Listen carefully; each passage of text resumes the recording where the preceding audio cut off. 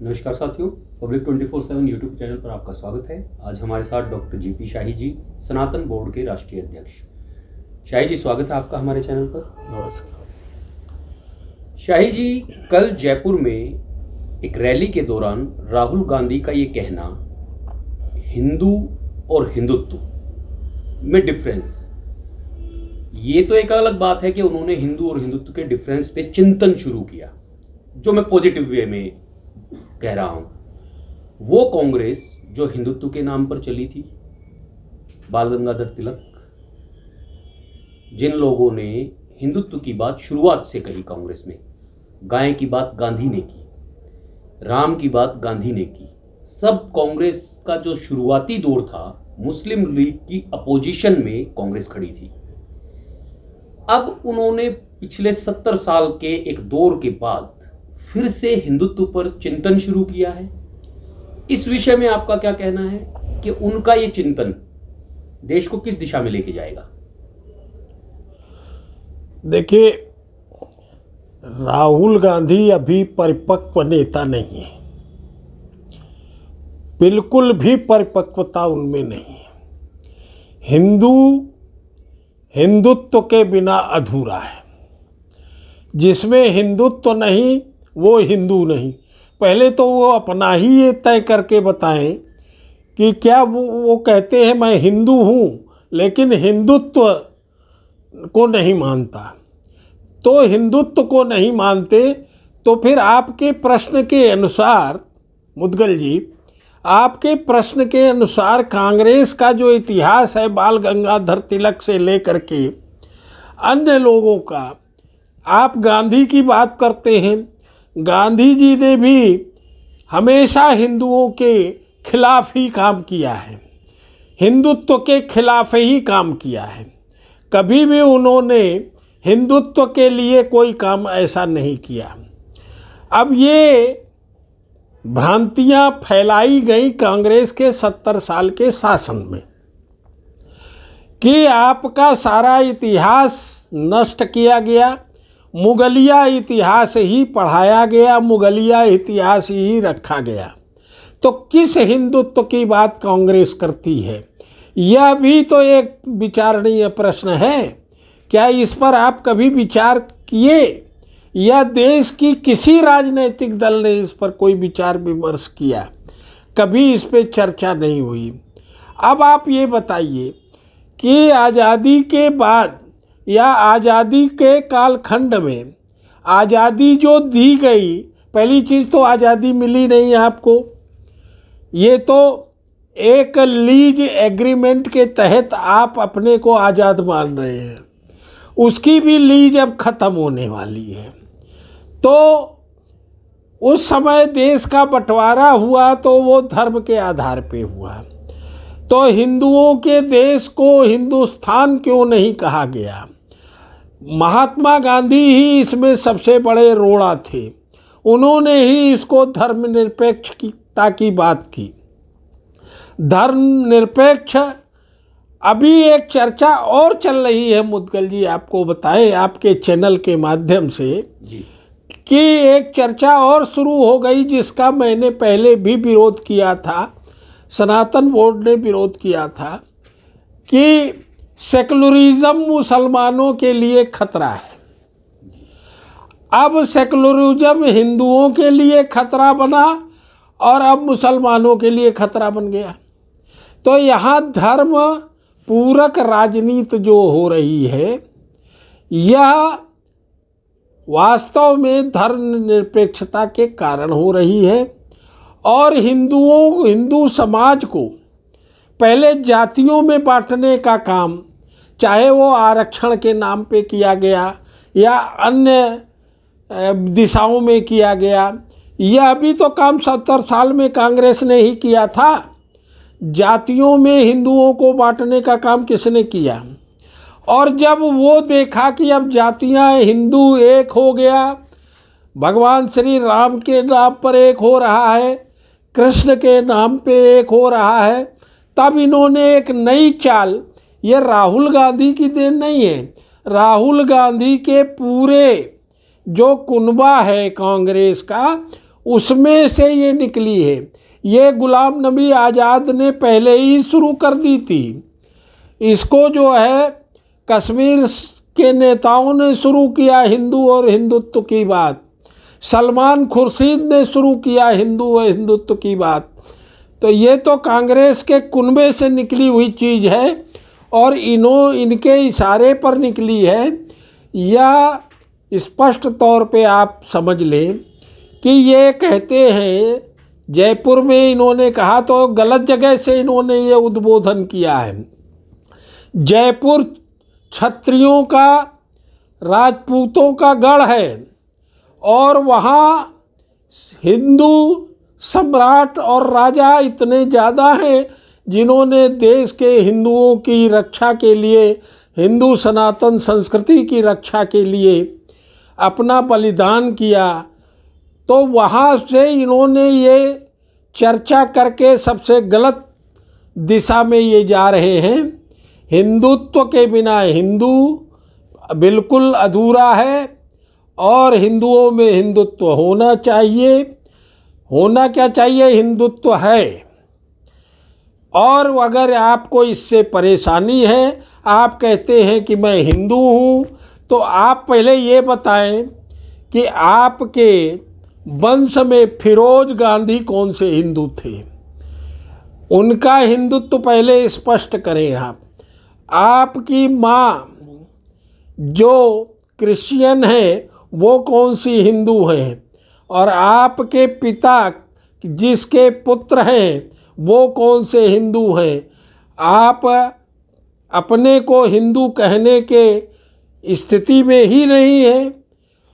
कश्मीर का इतिहास उठा करके अगर आप देखें तो जो वहाँ आज मुस्लिम हैं, नेता हैं, चाहे फारूक अब्दुल्ला हो चाहे जो है, उन सबके दादा परदादा हिंदू थे। और जो अपने को आज हिंदू कह रहे हैं, नेहरू एंड ख़ानदान, इनके जो दादा परदादा थे वो मुसलमान थे। को कौन से हिंदू और हिंदुत्व की बात कर रहे हो? यह दिग्भ्रमित करने का काम ये कांग्रेस हमेशा करती रही है और आज भी कर रही है। शाही जी, चाहे पॉलिटिकल एंगल से ही एक राजनीतिक कारण रह सकता है, लेकिन राजनीतिक कारण से हिंदू को कैसे अपने साथ कनेक्ट करे और हिंदुत्व को कैसे उससे अलग करे, इस दिशा में कांग्रेस सोच रही है और उनका शीर्ष नेतृत्व जो है आज उस पर बात कर रहा है। मेरा यह कहना है, क्या हिंदू और हिंदुत्व को अलग अलग करके देखा जा सकता है? हिंदू और हिंदुत्व को कभी अलग करके देखा ही नहीं जा सकता। अब आप ये कहें कि हमारे जो 33 कोटि देवी देवता हैं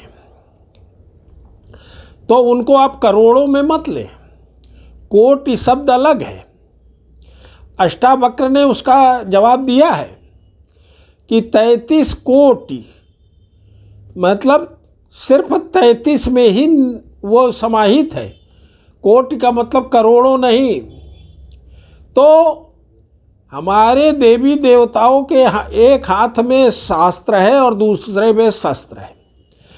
राहुल गांधी ने ये कहा कि हिंदुत्व को मानने वाले लोग, गांधी को गोली मारने वाले लोग सत्ता में।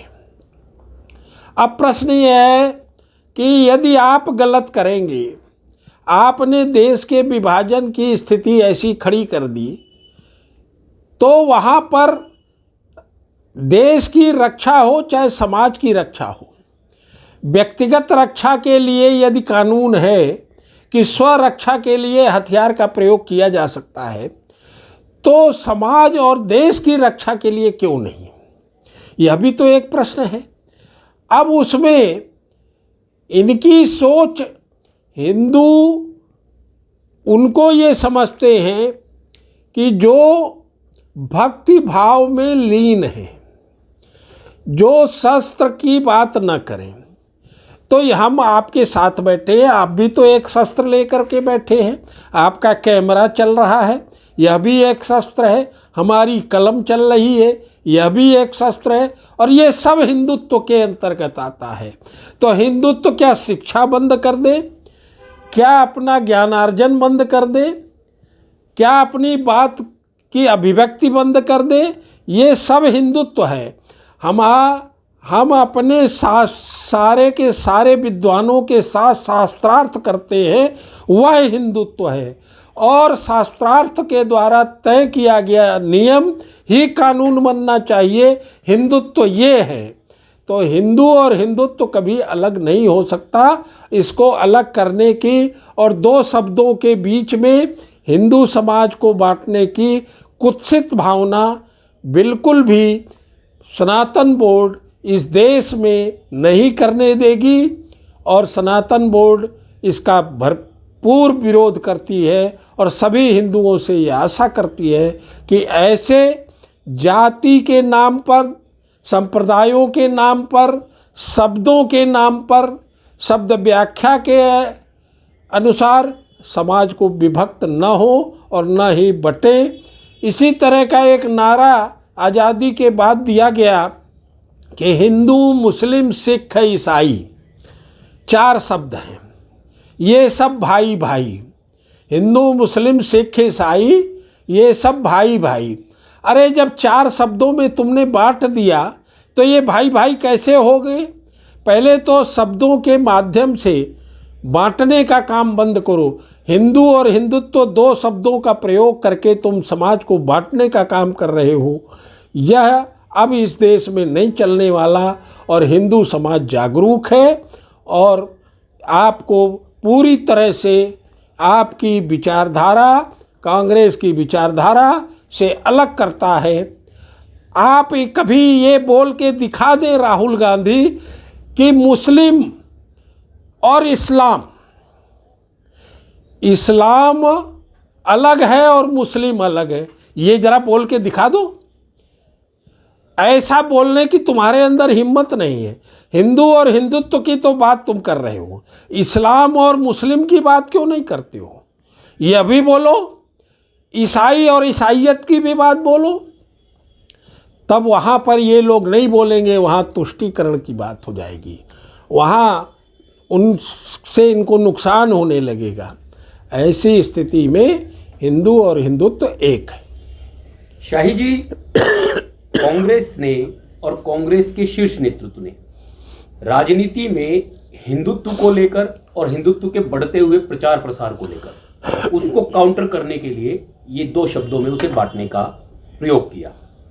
उस प्रयोग से आगे बढ़कर जब हम कहते हैं हिंदुत्व आधा अधूरा नहीं, संपूर्ण, जब हिंदुत्व की बात होगी तो उसमें हथियार की भी बात होगी, उसमें शस्त्र और शास्त्र दोनों की बात होगी। केवल शास्त्रों पर हिंदू समाज कभी नहीं चला, वो शस्त्र के साथ शास्त्र को लेकर चला है। तो इस आधार पे जो हम आगे बढ़ने की बात करते हैं तो सनातन बोर्ड का इस राष्ट्र के राष्ट्रभक्तों से, हिंदुओं से और नागरिकों से क्या कहना है? देखिए, सनातन बोर्ड का तो अभियान चल रहा है कि हर घर में शस्त्र पूजा हमारे यहाँ का विधान है। शस्त्र अवश्य रखें। हमारे सिख हिंदू बंधु जो हैं वो तो शस्त्र लेकर चलते हैं, तो हमारे यहाँ शस्त्र पूजन अनिवार्य है। हर देवी देवता के पास शस्त्र है। शस्त्र आत्मरक्षार्थ आवश्यक है। आप यह बिल्कुल भी भ्रम में न पड़े कि शस्त्र की आवश्यकता नहीं है। शास्त्र हमारे इतने गूढ़ हैं, संस्कृत में होने के कारण, अन्य भाषाओं में होने के कारण उनकी गूढ़ता जनमानस, अशिक्षित समाज, कम पढ़े लिखे लोगों तक हम शास्त्र के श्लोक और शास्त्र की चीज़ें नहीं पहुंचा पाते, क्योंकि बहुत बड़ा ग्रंथ है। इसमें 4 वेद, 6 शास्त्र, 18 पुराण, 108 उपनिषद, इतना व्यापक है कि इसको जनमानस नहीं समझ सकता।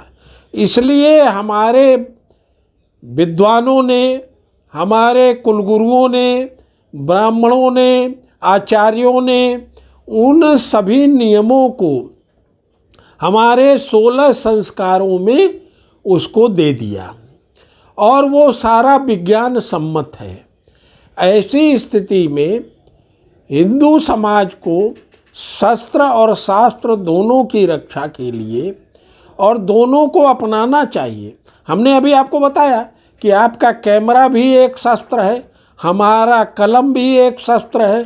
तो शस्त्र बहुत तरह का है, हमारा शास्त्रार्थ भी एक शस्त्र है।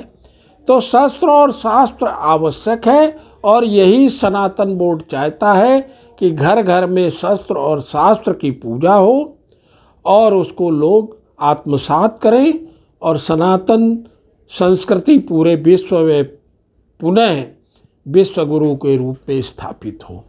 आज आप देखें कि यदि हजारों साल पुरानी संस्कृति को लोग मान रहे हैं, 5000 साल ही पुराना लोग अब मान रहे हैं, लेकिन इतनी पुरानी संस्कृति, इतने बार हमले, इतना ज़्यादा कुठाराघात, आज के दिन ही काशी विश्वनाथ का जो कॉरिडोर का लोकार्पण माननीय प्रधानमंत्री मोदी जी कर रहे हैं, तो वो आप देखें तो उनके जो वचन हैं, जो उन्होंने जो उद्बोधन कर रहे हैं, उसमें भी संस्कृति की बात, शास्त्रों की बात, पूरे इतिहास की बात और यहाँ तक कि लुटेरों तक का जिक्र उन्होंने किया है।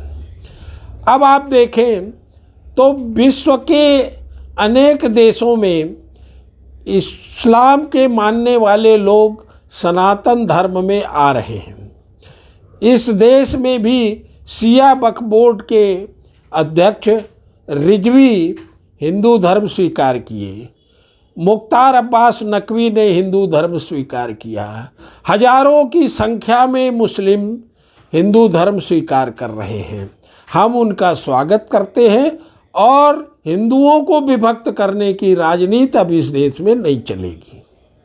धन्यवाद शाही जी, आपने हमें दिशा दी। साथियों, बड़ा ही गंभीर विषय है और सोचने विचारने का प्रश्न है राष्ट्रभक्तों के सामने, नागरिकों के सामने। इस देश के नागरिकों को सोचना ही पड़ेगा। हिंदू और हिंदुत्व भारत में अलग अलग हो सकते हैं, वो अलग हैं या उनके बीच में चर्चा करने की आवश्यकता है। राहुल गांधी जी ने इस प्रश्न को उठाया है, वो प्रश्न जनता के लिए है। जनता को तय करना है और ये बताना है कि हिंदू और हिंदुत्व अलग अलग हैं या एक हैं। जय हिंद, जय भारत।